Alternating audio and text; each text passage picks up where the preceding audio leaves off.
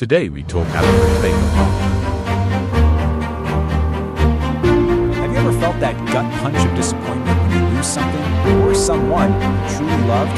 Well, in this explainer, we're diving into Yasmin Mogahed's incredible book, Reclaim Your Heart. It's basically a roadmap for breaking free from the pain that comes with attachment and finding a peace that actually lasts. Let's get right into it. You know, it's a question we've all asked ourselves. We pour our hearts, our hopes, our happiness into people, into our careers, into things. But what this book points out is that everything in this world is, by its very nature, temporary. So when we chain our hearts to them, we're kind of setting ourselves up for an inevitable heartbreak. So here's the big idea. The root of our suffering isn't really the loss itself. Nope, it's the fact that our heart has become a captive, a prisoner to its attachments to things that were never, ever meant to be permanent. And it's this captivity that traps us in an awful cycle of hope and then, well, heartbreak. So if we want to break free, we first have to get real about what's holding us captive. The book calls these attachments our spiritual prisons. You know, all the things we let get in the way of our connection to something bigger, something divine. Okay, this next point is absolutely key. The book makes this brilliant distinction. Think about it. Things like family, our health, our career, these are all amazing gifts. We're supposed to appreciate them. Holding our hands, so to speak. The problem starts when we move them from our hand and place them inside our heart. That's when they stop being gifts and start becoming addictions. Things we feel we can't live without. And that's where the fear and pain come from. So how in the world do we stop doing that? Well, the answer isn't a quick fix.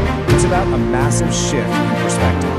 It's about totally reframing how we see this life and what our purpose here really is. And this slide just nails the two roadblocks. On the left, we've got life as the final destination. The goal is pleasure, success. What happens when hardship hits? We're at a cliff, dead end of despair. Look to the right. Life is temporary. Here, the goal is to worship God, and suddenly hardships aren't meaningless tragedies. They're tests. And that's so powerful. It turns suffering into a challenge and purpose. Part of the journey to bring you closer. This whole idea of a temporary world is central to this philosophy. There's a specific word for it, the dunya. It means this transient material world, everything you can see, touch, and get attached to. The secret is to understand that the dunya is not the destination. It's just the car, not the home you're driving to.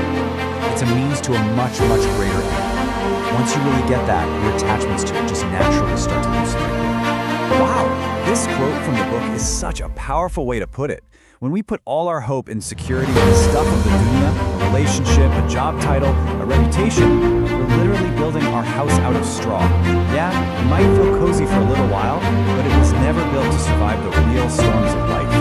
So how do you actually let go of something you love? The book uses this perfect, simple analogy. Imagine a little kid clinging to a toy car, thinking it's the best thing ever. But the second you offer him the keys to a real car, what happens? He drops that toy in a heartbeat. The key to letting go of our worldly attachments is the same. We have to truly understand the infinite value of what's real and eternal. Okay, so understanding the problem is one thing, but how do we actually do something? The book isn't just about theory. It gives us a practical process for healing, but actively taking our hearts back from all those attachments. This process is called emptying the vessel, and it's a super intentional four-step journey. Step one, you have to be totally honest with yourself. What are your attachments? What are your strong outlets? Step two is a mental game changer. You have to consciously and constantly recognize they won't last. Step three is all about redirection, shifting your focus away from them and turning it inward and upward. And finally, step four is about preparation, because you're not just emptying your heart to leave a void. You're making space for something way more fulfilling, way more permanent to come in. Now this is a radical way to think about pain. Instead of seeing the heartbreak of loss as just a bad thing, the book says it can actually be a mercy. That stab of losing something you're attached to, as painful as it is exactly what you needed to break the chains that were holding your heart captive. It's the pain that sets you free. And here's the bottom line. The pain of that stab, the grief of letting go, it's temporary, just like everything else in this dunya. But the freedom you get, the peace that comes from putting your heart with something eternal, that lasts forever. That's a peace that no one and nothing can ever take away from you. So once the vessel is empty of all these painful attachments, what are you supposed to fill it with? This brings us to the final, honestly, the most important part of this whole journey.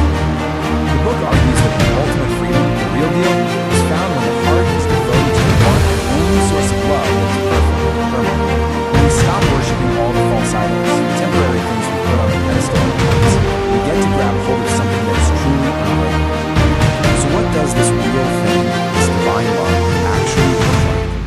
Well, first off, it's unconditional and everlasting.